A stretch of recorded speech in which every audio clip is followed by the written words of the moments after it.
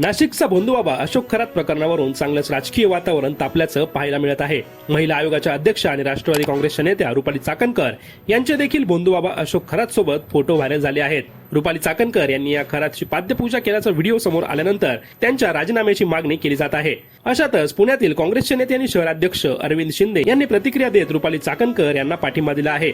Rupali चाकणकरांना target केलं जात आहे, त्यांच्या विरुद्ध पुरावे असतील तर कारवाई करावी, मात्र नाहक बदनामी करू नये असं अरविंद शिंदे म्हणाले आहेत। पाद्यपूजा करण्यात काही गैर नाही, तो परंपरेचा भाग आहे असं ते म्हणालेत। एकट्या रुपाली चाकणकरच का, खरातचे फोटो अनेकांसोबत आहेत, हे गृह खातं आणि गृहमंत्र्यांचं देखील अपयश असल्याचं अरविंद शिंदे यांनी म्हटलं आहे।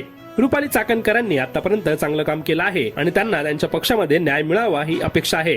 आमच्या पक्षामध्ये मी एकटा निर्णय घेत नाही, मात्र वेळ आली तर आमच्या पक्षात रुपाली चाकणकरांना घेण्यासाठी मी शिफारस करेन असं वक्तव्य अरविंद शिंदे यांनी केलं आहे। दरम्यान चहू बाजूंनी रुपाली चाकणकरांच्या राजीनाम्याची मागणी होत असताना अरविंद शिंदे यांनी हे केलेले वक्तव्य या प्रकरणाला अजून कलाटणी देणारं ठरणार आहे।